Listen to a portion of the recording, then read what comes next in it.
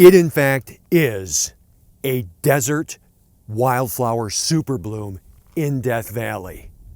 Let's get into it. I'm Robert Anthony. I'm Joelle Anthony. This is Watson. In 2020, we felt God's call in our lives to do something incredibly radical. In 2023, we sold our flower shop, our home, just about everything we own, and purchased our Winnebago Flex RV. This began our trek into the vast unknown. Our mission is to take you along, showing you things you otherwise may never be able to see. We would be so thankful to have you follow along and become part of our adventures. Now, let's get to today's video.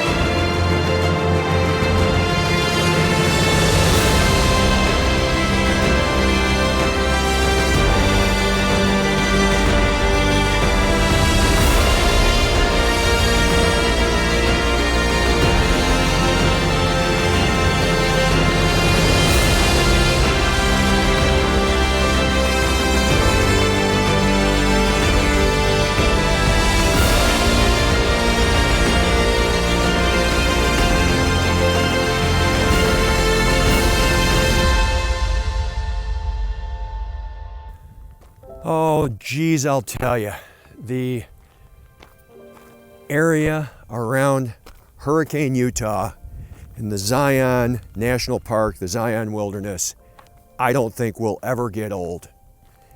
Hey, what's up, everybody? How you doing? Welcome to this week's video, this week's episode of Living with Rob, an update from the road. I am so excited to be able to share some information with you with regard to our experience in Death Valley National Park.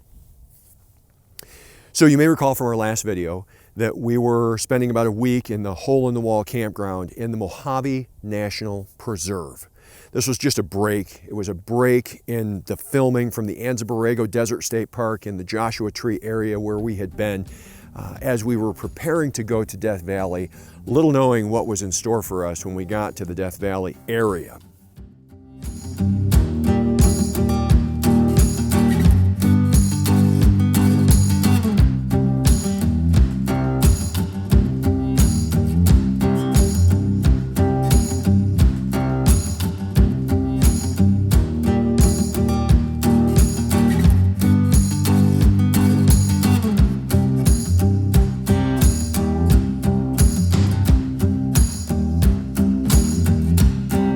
Now, if you don't know, the Death Valley National Park, or the Death Valley area, is the hottest and driest place. Extremes in temperature, it will get up into the 130 degree range throughout the summer at the Badwater Basin, the lowest place in the lower 48 states at 252 or 56 feet below sea level. It's also home to Telescope Peak, which is an incredibly high mountain peak in the Panamint Mountain ranges. 11,600 feet, and that's a true 11,600 feet, unlike the mountains in the Rockies and the Tetons, which are starting their elevation from 5,000 and 8,000 feet respectively. That means that the Telescope Peak, instead of being an actual 6,000 or 7,000 foot mound of a mountain. So we left the Mojave National Preserve and headed toward Pahrump, Nevada. Pahrump, Nevada would be where we would ultimately work to fill up our tanks, to stock up on groceries, hit the Walmart on our way to Death Valley National Park.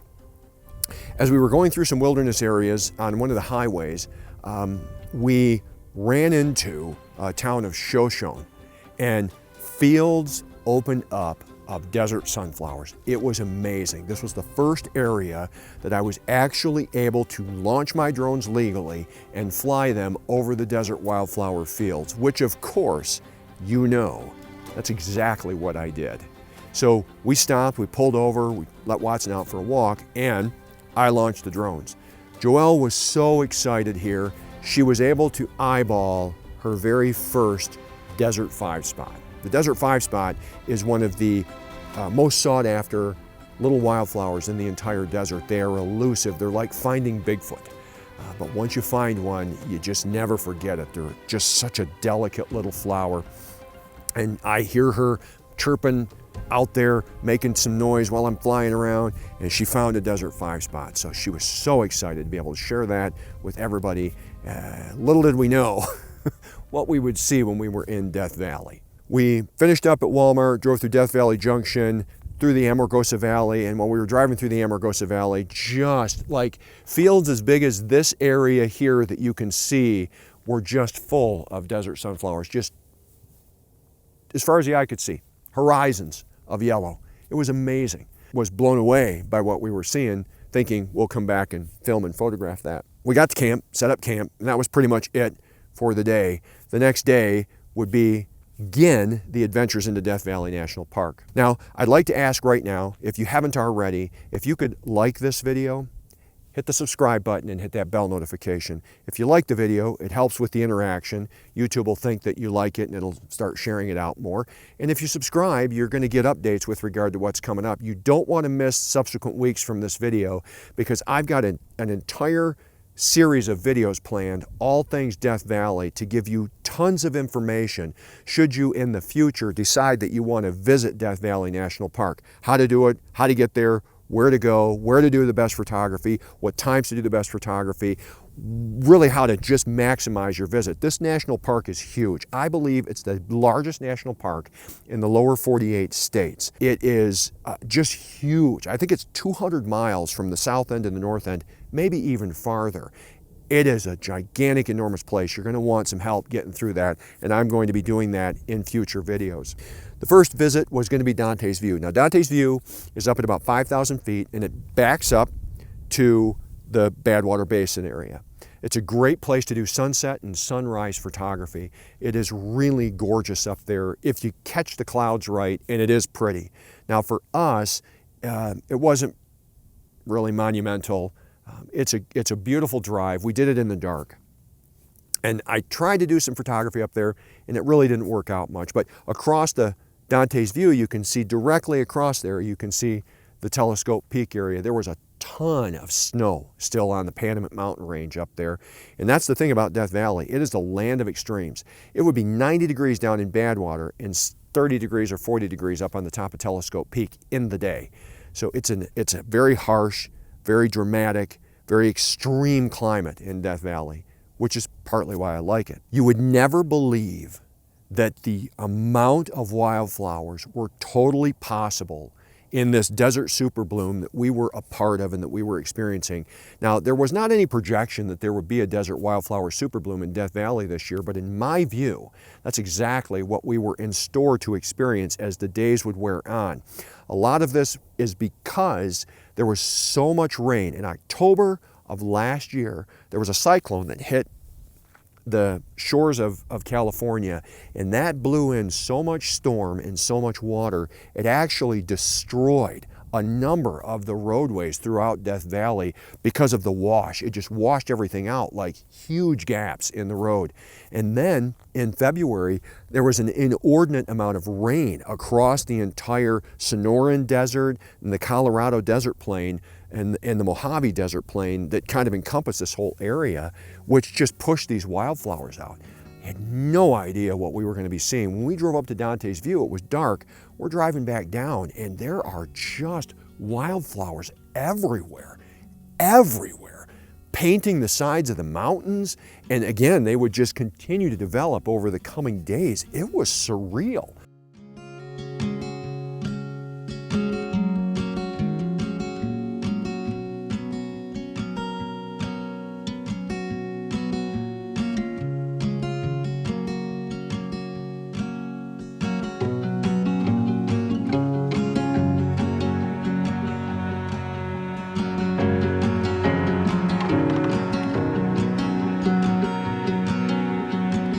After we did a significant amount of filming in the Dante's View area, we came back and just spent the day at camp organizing video.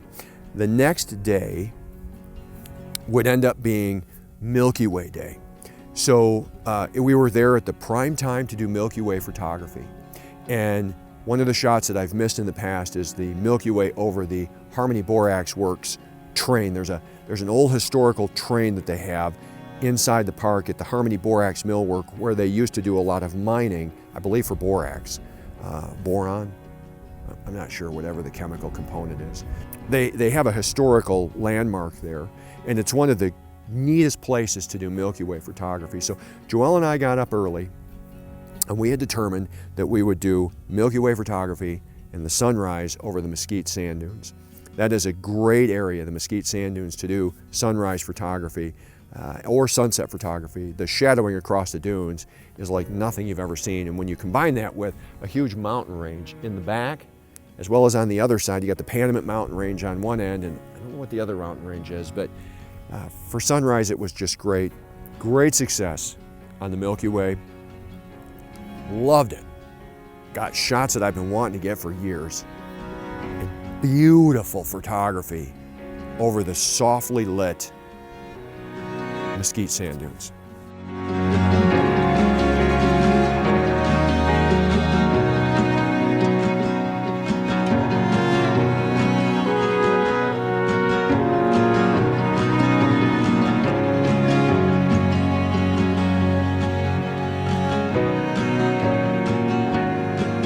So once we did that, we went over to Stovepipe Wells, which is a small community in the center of Death Valley, kind of a self-sustained community with rentals and where you can camp as well as stay in like a motel type environment. Had like a breakfast / lunch there. We were starving. Well, the next day we decided that we would go through the Amorgosa Valley to do some filming. We wanted to get back up to Amorgosa Valley to try to film these wildflower fields with the drone where I could fly legally. So we went through there with the goal being that we would head over to Rhyolite, which is a ghost town outside of Death Valley that was a developed area. It developed so rapidly that it came and it went.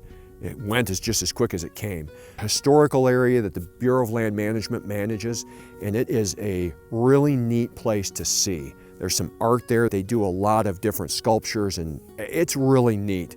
I would have loved to have done some Milky Way photography there, but this was a long, long way from where we were camping. It would have meant getting up at 1 in the morning, and I just wasn't into that. I just didn't want to try to tackle that. Plus, with the Milky Way being where it would have been a little more difficult to do photography there. We enjoyed our time in that area.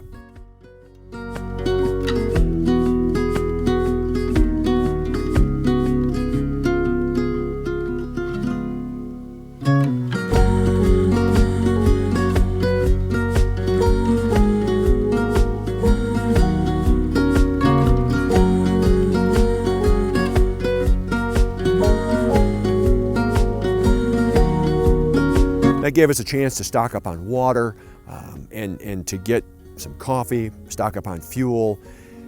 Then we went back into the park, drove through. I showed Joelle around to some other areas, and from there we had lunch. We went back to Stovepipe Wells, and we had a wonderful lunch at Stovepipe Wells. Again, very hungry, needed food. Drove back to camp. The next morning, I'd gotten up, did some early morning drone photography and video of the entire area because where we were staying was quite pretty, but I had recognized or realized that in all of the hubbub on the Dante's View filming, I had realized that I had shot everything at the wrong frame rate and it wasn't in 4K. And of course, all of this stuff has to be in 4K. So we spent the morning driving up to Dante's View again to refilm all of the wildflower fields that we had filmed going up to Dante's View. But what was interesting is in that process of going back up there, a few days had gone by and there was even more bloom. So of course, had to do a lot of filming. We climbed up a few mountain ranges to get in the middle of desert wildflower fields, with the mountains in the background.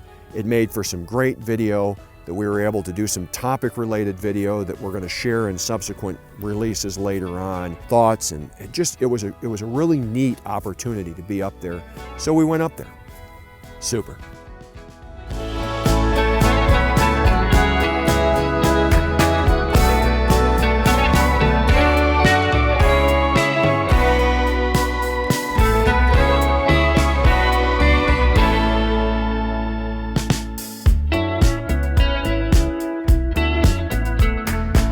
Came back, spent the day doing some catch-up work around the rig.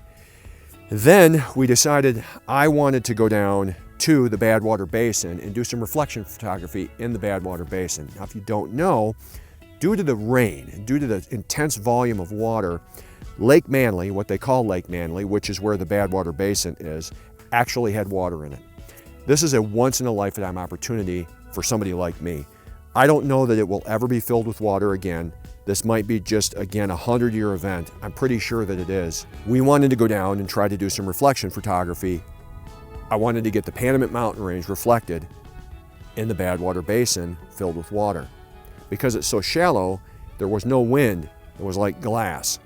Unfortunately, when we went down there, there was a gentleman that decided that he was going to walk out basically in front of where all the photographers were trying to shoot. So not only destroying the ability to get the shot that everybody was trying to get because he was standing in the middle of it, in the middle of the Badwater Basin, but because he was walking through the basin, he was disturbing the water. And when the water's calm, it doesn't take much to destroy the reflective properties of the water when it's super calm. So there were about 5 of us there trying to do photography with our tripods, and this guy just destroyed that shot for everybody. This was kind of a combination once-in-a-lifetime thing because rarely is it that calm in the Badwater Basin. It's a huge valley. Generally, the wind is running through there at least 5 or 6 miles an hour, if not 20 to 30. So he totally, in his own world, walking out there, ruined that shot for all of us that were there trying to get it. I decided the next morning, because where the sun comes up, that it would light up that mountain range, I would get up early and drive down to try to do reflection photography in the morning, hoping that it would be calm enough when I got down there. Sure enough, I was able to get down there, nobody there but one other guy, and we were able to do photography of the Panamint Mountain range with the total reflection in Lake Manly.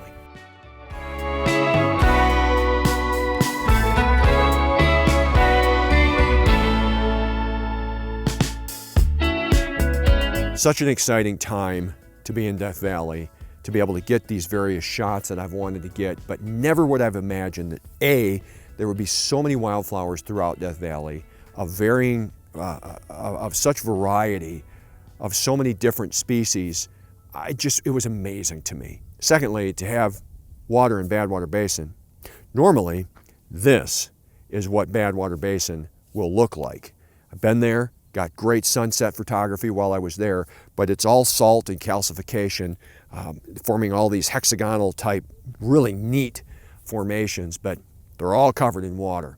Once that lake dries, it's going to be probably next year before it's back to its former self.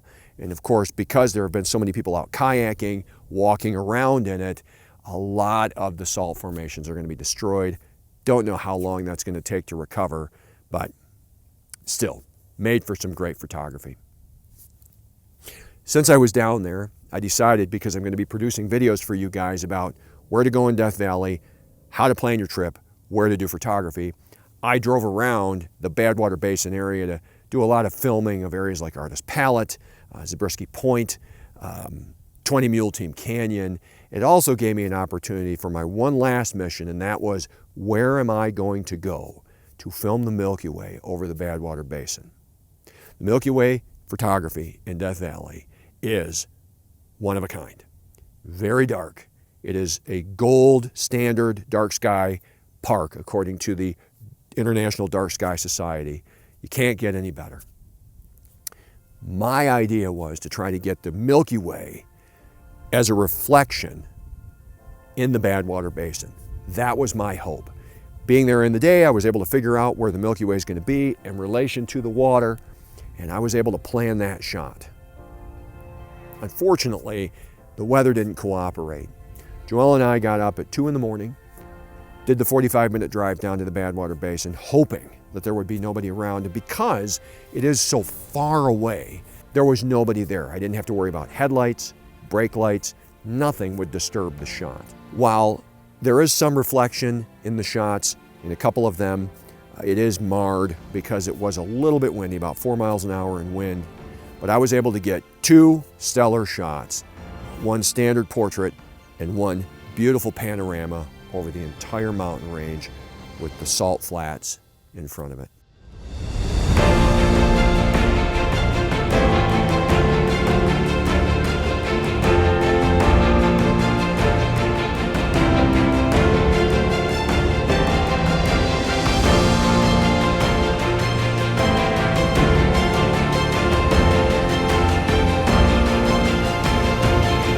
After we did that photography, at this point we're getting pretty worn out. We have been running around. If you're in Death Valley, you know that nothing is close.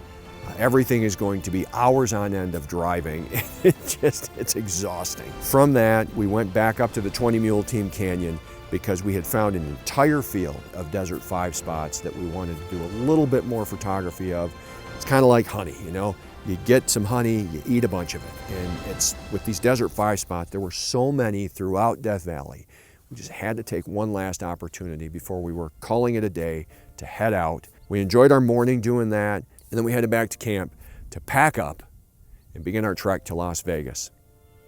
Las Vegas would be the next stop before I ended up here in Hurricane, because Joelle flew home to see her mom and has been there for about 10 days. We'll be hooking up again tomorrow. And I'm not sure how long we're going to stay in this Hurricane, Utah area. North rim of the Grand Canyon is next. That's where we're headed next. So I hope that you've enjoyed this little tour, a little bit of an update from on the road with Rob about some photography that I was able to do. I hope you've learned a few things about Death Valley. And again, make sure that you are subscribed and hit that bell notification, because there are going to be a series of Death Valley videos going to be coming out that I believe you're going to find very informative. If you're a photographer, if you're planning on visiting Death Valley, I think that you're going to find them useful and helpful to most effectively enjoy your time in the Death Valley National Park, because, well, it's so big. It just helps to have some boots on the ground. And that's what I enjoy doing for you guys. As far as YouTube is concerned, this video right here is going to be the video that it thinks you want to watch next. This playlist is a hand-picked playlist of various things that you can see and do as you're out traveling. And if you click the circle, you are subscribed, and he'd love to have you as part of the family. Until next time, Rob out.